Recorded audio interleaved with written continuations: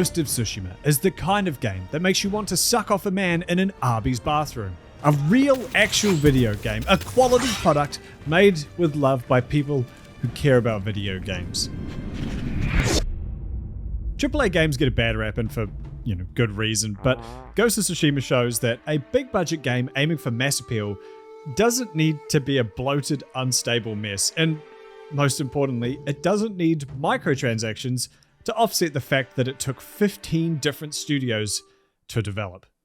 Completely unrelated, but I am a long-time Assassin's Creed fan. I've played every mainline entry besides Revelations, Rogue, and Summer of Love, and like many Assassin's Creed fans, I've longed for the series to visit the millennial Mecca, Japan. AC's Assassins already fit the pop culture depiction of ninjas, so it blows my mind that they somehow went to industrial London and ancient Egypt before feudal Japan. Well, they finally did, and unfortunately for Assassin's Creed Shadows, they are in the uncomfortable position of being directly compared to Ghost of Tsushima. So let's do that. I'm sawing Ghosts into pieces and comparing its limbs to the entire Assassin's Creed franchise. A franchise I believe Sucker Punch studied heavily and, in my opinion, improved upon in pretty much every single way. Now Shadows is here for revenge, challenging the samurai who defeated their family. With their back against the wall and everything riding on this game, can it stand up to Ghosts? And what about the fucking microtransactions? Let's start at the start. When you open up Ghost of Tsushima, you're greeted by one of my favorite gimmicks. Title screens that change as the story progresses. You start up Assassin's Creed, what do you get? An ad? for a different Assassin's Creed game? They should just make them yearly sports games at this point. Like, bro, why are you still even playing AC 2020? We're all on AC 25 now. Now, while the tutorial in Ghosts is effective at teaching you all the different systems the game has to offer, unfortunately Assassin's Creed does win the best tutorial competition by having you press buttons as a literal newborn to show you that square is attack and X is jump and shit. Oof, Ghost is going to struggle to come back from this. But once you actually learn to play the game, what's the story like? Story! The story of Ghosts is the story of Jin Sakai, one of the samurai who defended Tsushima from the first Mongol invasion in 1274. In real life, these 80 samurai were obliterated, but in Ghosts, you survive. Obviously, or it'd be a very short game. After rescuing your uncle, Lord Shimura, you lead an assault on the Mongols, who have taken root on your island. Due to the overwhelming number of enemies, Jin is forced to abandon his samurai code of honor and use dishonorable tactics like assassinations, underhanded weapons, and doing a Chinese accent around your girlfriend's friends. Maybe a new Mongol trick. This puts him at odds with his uncle, a surrogate father figure to Jin, and his strict samurai code of honor. Over time, tales of Jin's actions earn him the title of the Ghost, becoming a folk hero whose legend inspires the Japanese and strikes fear into the Mongols. As the game continues and the Mongols grow in power and numbers, Jin feels forced to poison his enemies, a major turning point which irreversibly severs his reputation with his uncle. After defeating the Mongol leader, Jin and Lord Shimura face off in a duel that neither wants to, but through their conflicting codes of honor, are forced to fight. After turning your uncle into a freshly carved roast turkey, you're given the option to give him the warrior's death he requests, or spare him and just piss off. I appreciate that both options are actually kind of reasonable, which might be why even Sucker Punch couldn't figure out which they preferred and just push the burden onto us. Do you give your uncle the honorable warrior's death he requests, even though you would be killing your surrogate dad? Or do you spare him, but let him down with yet another dishonorable action? Now personally, I've always picked sparing him, as Jin says in maybe his best line in the story. You have no honor, and you are a slave to it. You have no honor, and you are a slave to it. His whole story is about abandoning his honor, something he finds only holds him back. If that same honor demands he kill someone he loves, I believe he would ignore that too. Even though the Shogun would probably just force Shimura to commit seppuku anyway. Whoops. But hey, I think there's also valid reasons to honor his wish and give him a warrior's death. Although I see people labeling it as the bad ending, after going back and watching it, I actually think it's the more compelling ending. In the same way, I think killing Michael in GTA 5 makes for a better story than Everyone Living. Lord Shumida is proud of you, grateful that you made the honourable choice, acknowledging you as his son one final time. Moral choices in games are often kind of lame, either cartoonishly evil or annoyingly good. So it's cool to see a choice come along that actually leaves you thinking. Maybe a new Mongol trick. No, Jin, that's just today's sponsor, Factor. Factor makes cutting through your nutritional goals easier than ever by delivering fresh, never frozen, dietitian-approved meals direct to your doorstep, pagoda, or gazebo. Now, Factor is for my American fans, but I didn't want to just blindly endorse something, so I had them send a box to one of my YouTuber besties to see what he thought first. The taste was really good. My favorite was a Gouda brisket mac and cheese. That was tasty. I've lost 33 pounds over the last year, and unlike the other time, this wasn't just from weighing myself without an erection. My workouts barely changed, but my diet definitely did. Portion size, lean ingredients, and good macros are all important, but to me, the most important factor was enjoyment. After all, the best diet isn't the most efficient one, it's the one you'll actually stick to, and Factor makes that piss easy. Now, don't underestimate convenience. I love cooking, but I still find it a struggle to find the time and energy to cook every single day. Oh, that's actually really good.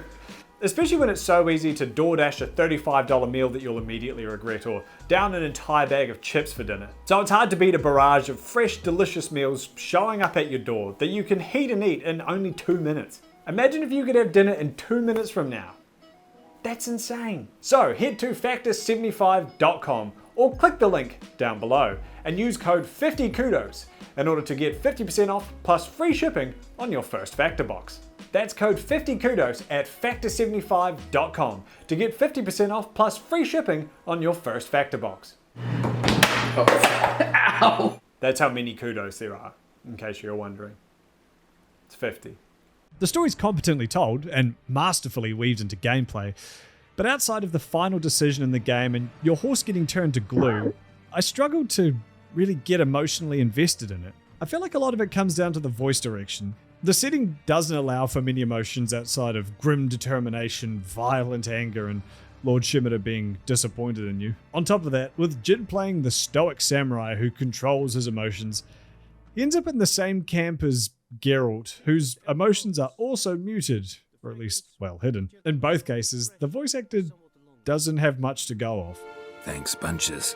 That doesn't mean Jin is void of emotions, and the scenes where he does show his anger and pain are made all the more powerful because of their scarcity. Of course, this does mean that most of the dialogue outside of major story moments could probably be done by Moist Critical. I've got a thick layer of gamer gunk on me right now. I'm real filthy, a real dirty boy. It's been almost 3 days since my last shower. Some of the side stories are alright, but here's a basic outline of pretty much every side quest in Ghost of Tsushima. Ah, Lord Sakai, the Mongols at the camp to the north kicked me in the balls. Oh, please avenge my swollen nuts. Your testicles will be important for rebuilding our population once the Mongols are taken care of. I will see that justice is dealt. I also don't know if this impression is racist or not. Interesting. This note says the accent isn't racist, but if it was Chinese it would be. There's another note. The Mongols spotted a Japanese man kicking himself in the balls. I must speak with Mitsubishi Toyota Thono. I know it was you who kicked yourself in the balls, Mitsubishi. Why would you lie to me? Ah, Lord Sakai, I was embarrassed to admit it was me who kicked myself in the balls. You see, I derive a unique sexual pleasure from the activity. Well, just don't kick yourself too hard. We need your balls fat and plump for what's to come. The side story about the artist who yaps on about how his art is eternal and it's all he cares about before finding his dumbass son dead and saying he'd trade all his art to have him back. That was pretty fun. I like that one. There are a few of these side stories with interesting twists, but I don't know, after a while, it feels like if you've seen one family whose home has been devastated by the Mongols and needs you to clear them out, you've kind of seen them all. They also don't offer much in the way of interesting rewards, so after the first island, I found myself just skipping them. The side stories surrounding the game's main characters are much stronger, with enough time spent with them to develop a relationship and establish your own stake in their story. I have to come clean, there was one other story moment that stuck with me besides the ending and horse gluing. It was the brief storyline with Yuriko, your family's elderly maid. I cried during her request at the end. They did a good job. The way the narrative is woven into the gameplay is a great example of interactive storytelling. Early on it's mentioned that You're not alone, Jin. Your father is the wind at your back. Your mother, the birds in the trees. with that in mind, there's a couple of kick in the nuts moments, like Jin saying he misses his mother's voice the most when she's actually always with him, as the yellow birds who sing to guide him to points of interest. Similarly, your dad guiding you as the wind means every time you swipe up on the stupid touchpad thing, old Daddy Sakai will spread his cheeks and send a gust of wind to guide your ass to your objective. There's also this quote, But you have your father's laugh. What is laughter? Air. What is your dad? Air. He's always inside you. Not in a weird way.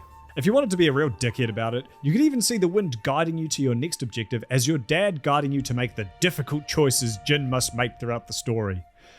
Although this does fall apart a bit when you play the expansion, and this implication would mean Wind Daddy guides you to assist the man who killed him. Spoilers.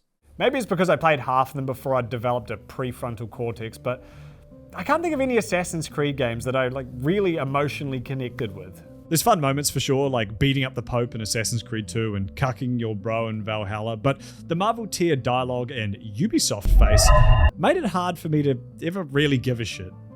Black Flag started out strong with a unique spin on the present day storyline and a fun pirate adventure to boot, but the more it progressed, the more the actual Assassin's Creed stuff began to creep in, the less I was interested. The story in Shadows is definitely a step in the right direction, although the writing does leave a bit to be desired.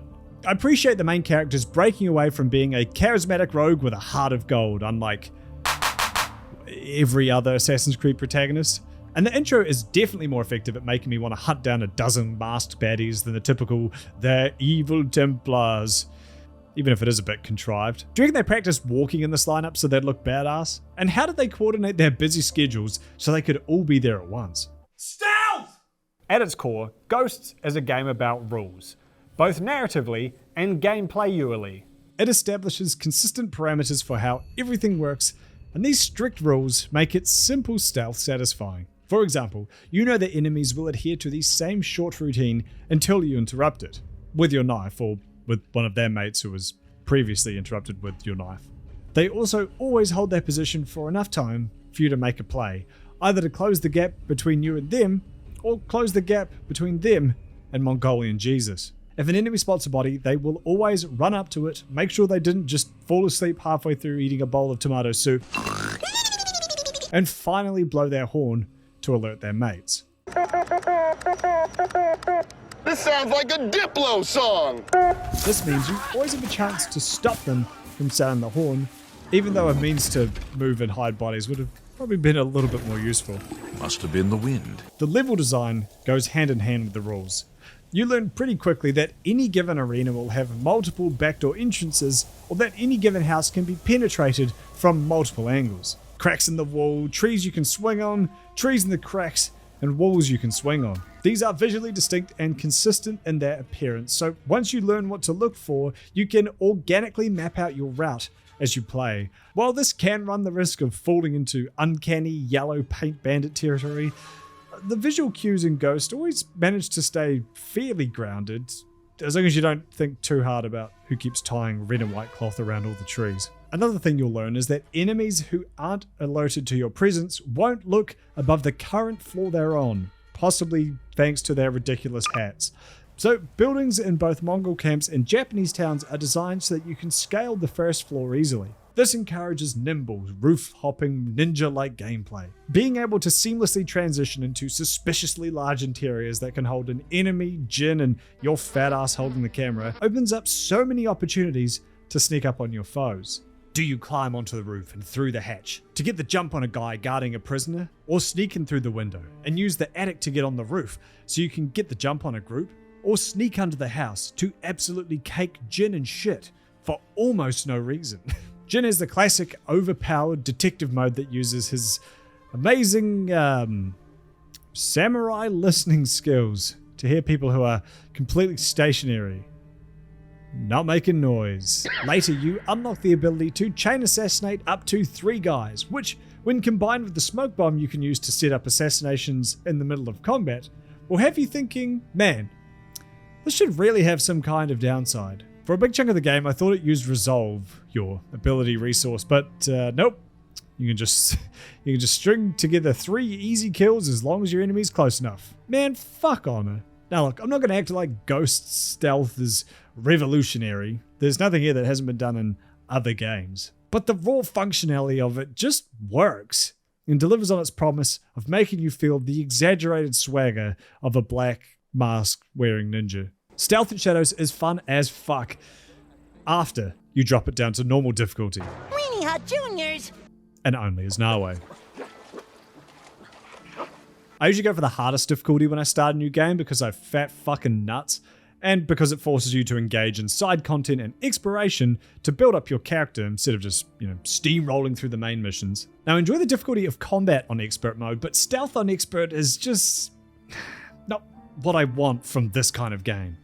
It's certainly more realistic, with the enemies able to spot you if you're running around on brightly lit rooftops instead of skulking in bushes or in the dark.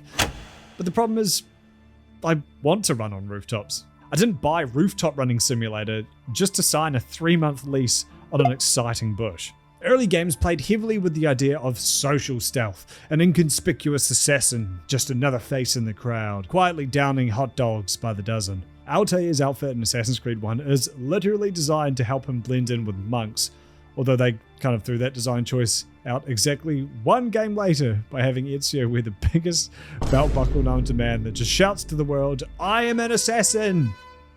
Stab me!" These elements reach their pinnacle in Unity with its crowd rendering technology, an impressive graphical feat that brought 18th century Paris to life and blended seamlessly with gameplay, which Ubisoft quickly threw away, never to be used again. Of course, these aren't the only additions Assassin's Creed has made to its stealth gameplay. Now, the biggest change to stealth in Assassin's Creed Mirage was a button that makes it so you don't have to actually play the game. So I'm going to look at the bird from the world famous AC Bird Trilogy and Mirage. Starting with Origins, Assassin's Creed has become the world's first bird-style game. The way it works is that at any point, you can press up on the D-pad to see through their patented bird cam. With your bird, you can fly around, hover, and mark enemies' positions so you can see them through walls. How this information is relayed to your character is one of those things I think you're just not meant to think about too much. Although they're a bit broken, I actually really like these little guys. Before you start an assault, your bird lets you plan out your route. And when you're stuck in some damp corner with a face full of bush, it gives you a way to kill a bit of time and map out your next move, while you wait for the guard in front of you to go stare at a wall, excited to celebrate their next retirement from the force next week. It's also just fun being a bird, flying free, imagining you're not in a Ubisoft game. Combat! Stealth wasn't the only thing the Bird Trilogy overhauled. Instead of parry countering your way through Johnny Historitali and his mates like in the early AC games, the team has worked tirelessly to implement the Witcher 3 combat we have at home. After playing through 3 games of this combat, my biggest takeaway is that it's okay. It's fine. It gets the job done. A perfectly adequate fighting system that somehow after 3 games still has one of the clunkiest animation systems. 14 of Ubisoft's 15 Assassin's Creed studios must have carbon monoxide leaks because despite being infinitely smaller, Sucker Punch managed to pull off one of the cleanest, most satisfying combat systems in a video game to date. Animations, effects, and sounds go a long way to sell the punchiness of an ability in any game. Get trolled? And the way they're implemented in Ghosts is a masterclass. Sword slashes are accentuated with visceral cutting sounds and streaks of blood. Your blocks and parries are suitably clangy, with lovely details like the sound of your katana coming through your controller when you block the big bad brutes. The real magic comes in with the game's finishing animations. These moves are implemented so smoothly, all flowing neatly from whatever type of attack you use to end the life of this poor Chinese conscript. Assassin's Creed's combat animations are pretty memorable, if a bit tonally disjointed. It's funny that the assassins are meant to be the good guys when their kills are often one disemboweling away from being a Mortal Kombat fatality. I want no part of this! The way they awkwardly wrestle control of the camera to watch Eivor clunkily decapitate some English peasant trying to protect their family is one of the moments where you realize you're playing a game aimed at 14-year-old boys. Ubisoft introduced shields for the first time in Origins, then took them away in Odyssey, but I guess they felt bad about that, so they let you wear 2 of them in Valhalla. The dual wield mechanic was actually pretty fun, and it was always interesting to see how your fighting style changed based on whatever bullshit you put in their hands. Meanwhile, Ghosts gets a surprising amount of mileage out of the simple idea of slapping someone with a sword. The rock, paper, scissors stance system seems fairly straightforward. You hold R2 and pick whichever icon represents the enemy you're up against to break through their defenses significantly faster. But things get interesting when you realize you can hold heavy attack for a unique move in each stance. A slow powerful stab in stone stance, a flurry of quick attacks in water stance, a whirlwind spin attack in moon stance, and a massive kick in wind stance, aka the funniest move in the game.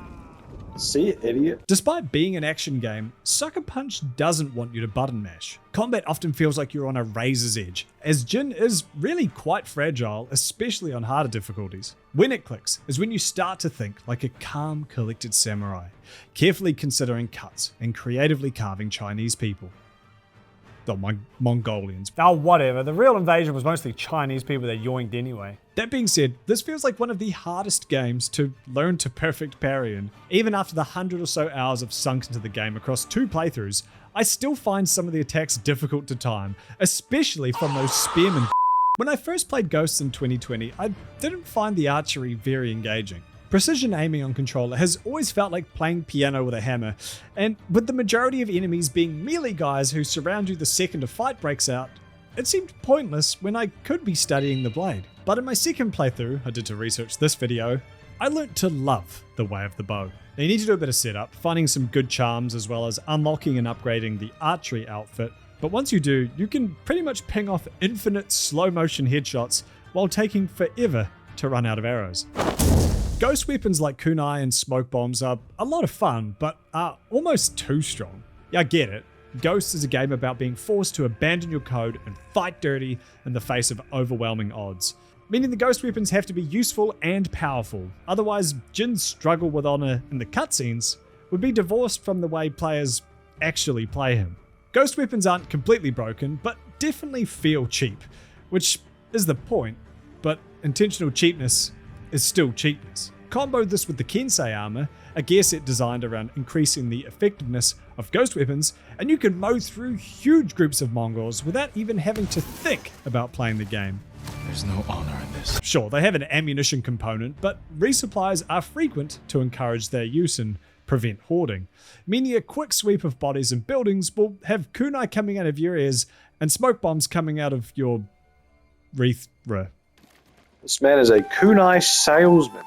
This isn't the only story beat woven into combat. A pivotal moment of the story is Jin's decision to sacrifice his honor and poison the Mongols by pouring gamer girl bathwater over their food. It doesn't take the Mongols long to learn Jin's recipe and train their women to wear diva tees and make a he-gal faces, and this poison is soon turned on the Japanese. In addition to hearing about it in main missions, side stories, and random NPC chatter, Mongol archers will now use poison arrows to infect you with your own poison, forcing you to waste a heal to stop it. I think this is a really fun way of making the player feel the consequences of this choice firsthand, even if its effects are notably less pronounced on Jin. Why didn't the villagers try just beating their chests instead of throwing up blood like a bunch of pussies? The combat in Shadows is plagued by a clunky lock-on system, bizarre animation speeds, and a camera that is constantly yanked out of your control. It really makes me appreciate the fluidity of combat in Ghosts that much more. The enemy scaling's a bit all over the place too. Sometimes I'm able to take 8 guys at once with no difficulty, and other times a random dude absolutely dominates me. Wait, still, the depth of the individual weapon skill trees, the 2 fun unique playstyles, and the over-the-top animations mark it as a significant improvement over Valhalla. So, good job there, guys. Hey, I'm really bad at doing this because I hate asking people to do things for me, but if you like the content, please consider subscribing or liking the video. It really goes so far to helping the channel grow. And 500k this year, that's the that's the goal. I don't know if we're going to be able to do it, but you can do your part. And hey, now's a great time to head over to fantasydivision.com and check out some of the fantastic merchandise that Jared and I have been working our little butts off for. This is the real deal, folks. High quality merchandise that I know you're going to love. I wear mine all the time and I use my tote bag every day. That's fantasydivision.com. In this section, we are talking about RPG elements. Ghost has a surprising amount of build possibilities, letting you craft playstyles around doing damage, taking damage, parrying, archery, stealth, terror, ghost weapons, upskirt shots. A shame then that every major boss fight in the game forces you to fight in an honorable melee duel. Yes, I'm aware it's stupid to complain that the samurai sword fighting game makes you do samurai sword fighting, but spending most of the game getting really into being a stealth archer like an unoriginal Skyrim player, only to be completely locked out of even using your bow in the main boss fights, feels like studying for a Spanish exam only to show up on the day and find out it's penis inspection day, and you were so busy studying Spanish you forgot to joke. Now, coming up with viable, challenging boss fights centered around archery or assassination is a tall order, so I can see why they opted not to. But you end up in this weird position where you might have one preferred build and playstyle for 99% of the game, and then get railroaded into a completely different playstyle for all the awesome story moments. Also, the game doesn't fucking tell you this, or if it did, I missed it and therefore it's bad design and not my fault, but you can actually turn on character loadouts for charms and cosmetics that are tied to the outfits you unlock. I didn't find this setting until Act 3. Good thing they added this too, because each piece of gear is useful from the moment you unlock it till the mother freaking credits roll. I really like their choice to use words to describe power increases instead of flat numbers. When I start a new game and I see an item has plus 50 attack, I'm thinking, is that a lot? Are those raw damage numbers, or does that go into some arbitrary pool of attack power that is for some reason different to the damage I actually do? Meanwhile, I get armor and ghosts that gives you a moderate amount of health, and I can upgrade it to be a massive amount. Easy. In terms of actual roleplay, the game offers little in the way of choices. There's a few story options throughout the game, usually just differing dialogue options, and the final choice in the game, which only changes the following cutscene. I've heard a lot of people say that they wish there was more story changes or endings depending on how you played the game. And I don't.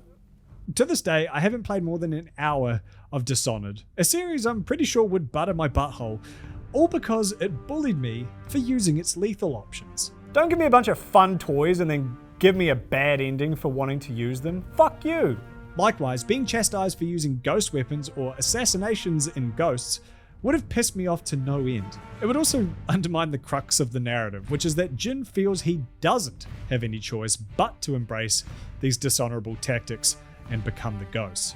Giving you the chance to only fight honorably but still defeat the Khan would make his struggle pointless, wouldn't it? Fun fact, the only change that happens in Ghosts is the weather becomes stormier the more you use dishonorable tactics. Assassin's Creed should not be The Witcher 3, but for some reason it is now. The Bird Trilogy is a series of perfectly serviceable action RPGs with a few memorable choices in Odyssey and Valhalla, but it just isn't Assassin's Creed to me. Shadows continues in this trend, although unlike the previous games, you are actually forced to roleplay. Yasuke just doesn't have the same abilities Nawe does, both in terms of combat and traversal, which does beg the question as to why he's there at all.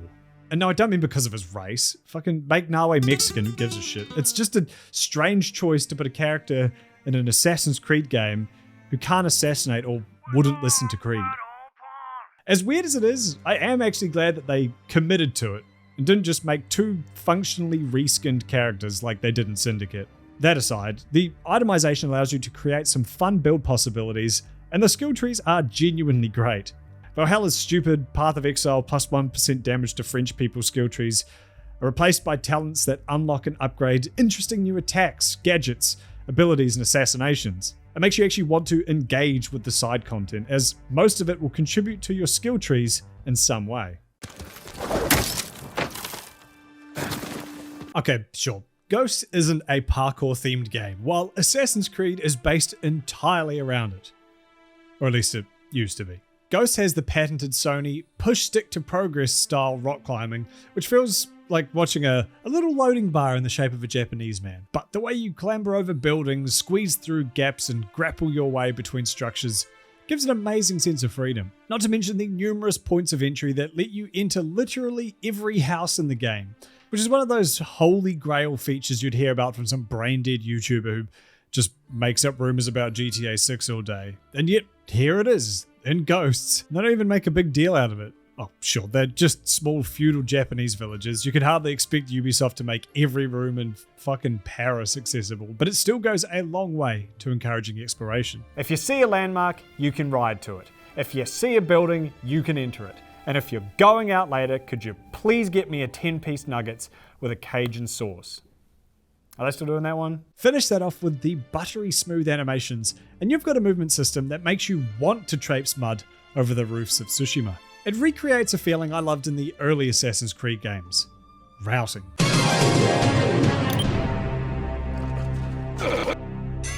The parkour in Assassin's Creed 1 is what made me fall in love with the series. The graphics were painfully desaturated and the story flew right over the head of my 14-year-old self.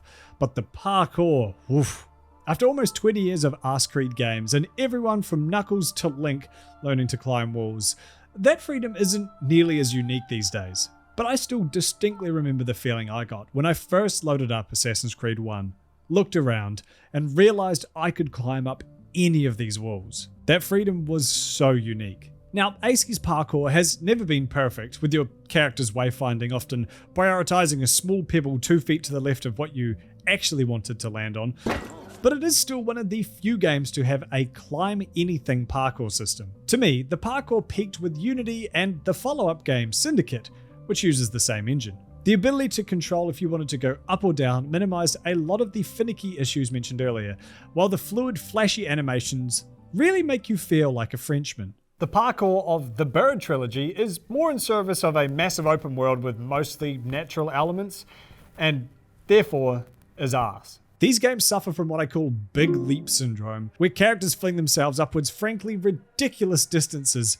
between increasingly vague handholds, because I guess Ubisoft is worried that our eyes will start drifting to our phones if climbing takes 1 second longer than it has to. So imagine my surprise when Shadow shows up with one of the funnest parkour systems they've ever had. The flashy shinobi animations looked like they'd interrupt the flow of movement when I first saw previews of it, but in-game they feel amazing and flow naturally. The grappling hook is a brilliant addition, even if swinging on it doesn't feel nearly as fluid as it does in Ghosts. But the thing I like the most is actually that you can't parkour on certain things. Previous games would easily let you scale the craggy stone foundations of these castles, but by restricting access to key locations you have to scout out yourself, you're forced to actually observe and strategize instead of just sprint headfirst at your objective without a care in the world. Unless you're playing Yaska.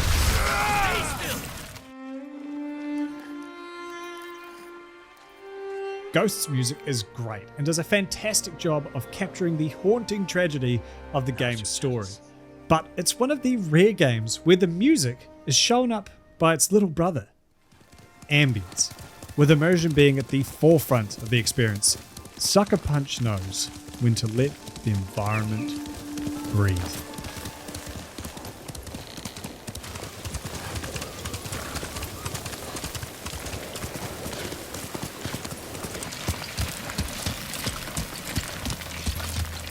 The use of Mongolian throat singing and drums is so ominous and alien. It's such a great contrast to the Japanese wind and string instruments.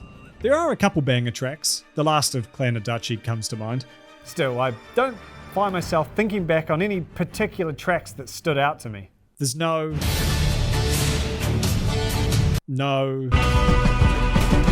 and no. And unfortunately for Ghost of Tsushima, Assassin's Creed has this song.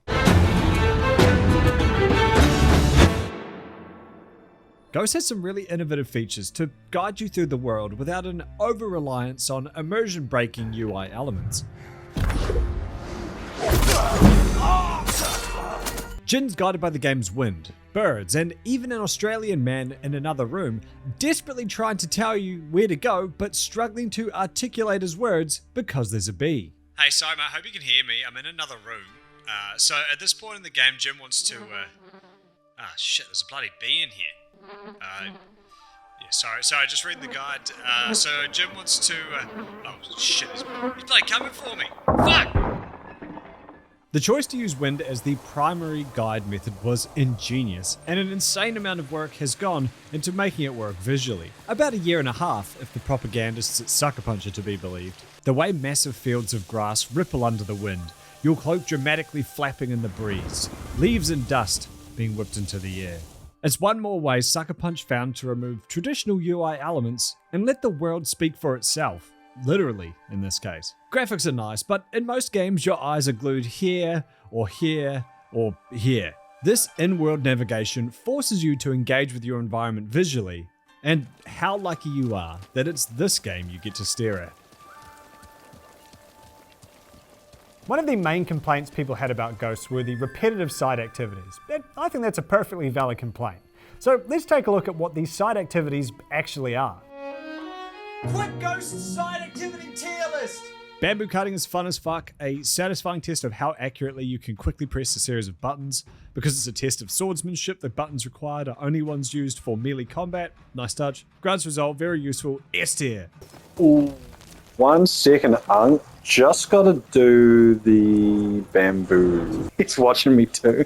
Fuck. Shrines are little jumping puzzles of varying difficulty. Some fall a bit prey to the Sony brand climbing segments where there's no real way to fuck them up unless you press a button you shouldn't have or drop your controller in a tub of pig grease or something. Boy, what did I tell you about leaving your pig grease by daddy's gaming device? Shrines also have some nice vistas and give you major charms which are crucial for character builds, as well as rare crafting materials and flowers. A tier. Fox ends are similar to shrines, but you have to follow a fox for like 20 seconds first. It's essentially a trailer mission, and trailer missions blow ass, so this also blows ass. It gives you minor charm slots, but after you unlock them all, I stopped seeking them out. C+-. Ghost of Tsushima is the only video game in existence that lets you write poetry, besides Doki Doki Literature Club and probably a whole lot of other ones, where you make a haiku out of 3 series of 3 choices. You do this by moving the camera around a vista, with the scenery usually relating to the verses in some abstract way. The only downside is the reward is exclusively headbands, which, I mean, it's fine. I'm just not much of a headband guy personally. B for poetry. Hot Springs give you some insight into Jin's opinions on different characters, factions, as well as abstract things like honor or the touch of a lover. I need a bad bitch to bounce on it, crazy style. I need the kind of top that makes me puke. They give maximum health, and you get to see Jin's ass. So this is a triple S tier. Okay, rapid fire collecting stuff. Pillars of Honor, just give you free sword skins for following your mum bird, pretty fun. A tier. Crickets are found in cemeteries and unlock new songs to play on your flute. These songs change the weather, which is a fun way to make the rain that's interrupting your cozy ride along the countryside piss off. C for crickets. Sashimoto banners remind me of the flags from Assassin's Creed 1, except they actually give you a reward. New saddle skins. C tier. Mongol artifacts give you, I think, real information about the Mongol Empire. It's like you're learning. Fun if you like to learn about history, but unfortunately, I'm here to stab people in the mouth. F tier. Records are where the junior writers are sent as punishments. Miscellaneous stories, poems, etc. written by the characters in Tsushima. They're fine, not... just sort of something to collect, really. F tier. Iki Island archery challenges. These are actually really fun and a lot harder than I thought they would be. You really have to lock in to get gold. Good job. I like a challenge. A tier. Animal sanctuaries. They give you cool major charms. Like this one where you get to throw kunai after assassinating people. Very fun. And you get to play kind of Guitar Hero. It's okay. B tier. The distribution of these side activities is pretty clever, with the vast majority scattered throughout the game's first act, before gradually reducing in the second and third. If you're anything like me, I often spend the honeymoon phase you get when you start a new game, just exploring, soaking in the world, testing out the systems in a low-stakes environment, and looking for ways to upgrade my character. Oh, come on. By the final act, I've usually got a couple viable builds, and ideally I'm so hooked on the narrative that I start to rudely ignore side quests and activities just to see how the damn thing ends. While I can see why people weren't into the side activities, personally I think they did a good job of front-loading the rewards to make a moderate amount of engagement feel worthwhile. Just spend a bit of time between missions exploring the world, letting yourself get lost and stumbling upon shenanigans like the wandering samurai the game wants you to be. Pretty quickly you'll have every stance unlocked, every minor charm slot unlocked, and some powerful charms, a few easy resolve points, and some cool cosmetics to dress up your little doll with. Of course, this does raise the question of why you'd keep doing these side activities after they've doled out their major rewards. I think Sucker Punch correctly identified that most players are not completionists and see side activities as more of a way to mix up things in between missions. They still fully support the completionist lifestyle, with talents and even an outfit to support 100% exploration, but the average player can get away with engaging in a moderate amount of side content without feeling massively underpowered or obligated to 100% content they don't want to. Of course, this is a Sony third-person action-adventure game, so there is an obligatory grappling hook which, much like its auntie in Horizon Zero Dawn, is thrown mid-air. There's nothing quite as egregious as Aloy leaping to her death and trusting her ability to hook a grappling hook, which is difficult to do while completely stationary, mind you, despite being on the ledge she's attempting to grapple to. Come on, just hook it around something before you jump. Exploration in Assassin's Creed is simultaneously its strongest and weakest point. The numerous traversal methods encourage exploration by design and make it fun to do so, but what you're actually greeted with is often repetitive and lackluster. Ubisoft open world games are known for their bloat, and Assassin's Creed is definitely sharing a large chunk of the blame there. Still, I'd be lying if there isn't something satisfying about just running around a map doing the most inane tasks in exchange for loot and experience. The Shadows team have done a great job minimizing the overwhelming feeling of most Assassin's Creed games by removing the majority of icons from the map until you're close enough to reveal them. The environments are absolutely gorgeous, and I just love riding between locations to see what sort of beautifully lit ravine or lakeside I'll stumble upon on the way. While Ghost leans into a stylized aesthetic that looks like a painting came to life, Shadows is chasing realism and doing a bloody good job at it. Seriously, it's amazing to see what a big budget studio can do when they drop the dead weight of last gen. Still, staring at environments and actually playing in them are two different things. Using L2 to look and find objectives and treasure sounds like it would help you engage with the environment in theory. In practice, it just swaps reliance on looking at a minimap with reliance on spamming L2 in search of dots without actually looking at the environment. The act of having to find every quest NPC, assassination target, and Japanese Starbucks from a set of clues is also fun in theory, but the locations are so large and L2 just works so good that it feels easy to just run around the rough area, slapping L2 repeatedly like it's a big flappy clitoris. Sorry. Ghost of Tsushima is a game about rules, honor, and an emphasis on leading by example. Funny then that the game itself is leading by example. One of the few AAA offerings out there that doesn't feel like some CIA experiment to find out what is the stupidest, not realist thing someone can willingly purchase. Ghost is just a solid, quality product, sold at a fair price with no microtransactions. The only additional content is a full-blooded expansion pack, like the good old days. Oh god, I love an expansion pack. Sucker Punch also dropped the Legends update for free, a frankly ridiculous update which casually added one of the funnest co-op experiences I've ever had in a game. Now, a robust free multiplayer update just screams microtransactions to me, although maybe I just have PTSD from Red Dead Online. If you want the full story there, click the link in the corner. But despite all odds, Legends mode is completely free. The gear, the skills, even the cosmetics are all exclusively earned through gameplay. There is literally nowhere to give the money, even if you want to. And these are the guys you're getting mad at?